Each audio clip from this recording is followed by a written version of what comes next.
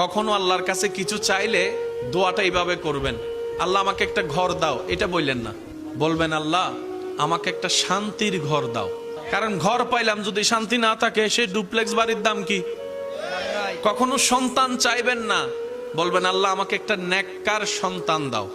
কখনো চাকরি ব্যবসা খুঁজবেন না, বলবেন আল্লাহ আমাকে হালাল রুজি অর্জনের একটা রাস্তা করে দাও।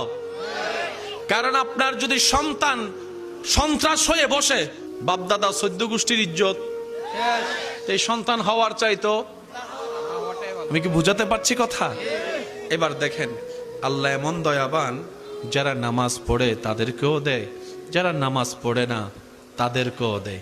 কিন্তু দুই দেওয়ার মধ্যে পার্থক্য আছে। যারা আল্লাহ শুকরিয়া করে তাদেরকে আল্লাহ বাড়িয়ে দেয় এবং পরকালের সওয়াবও দেয়। এটা সবাই পায়? এটা সবাই পায়? তো এমন একজন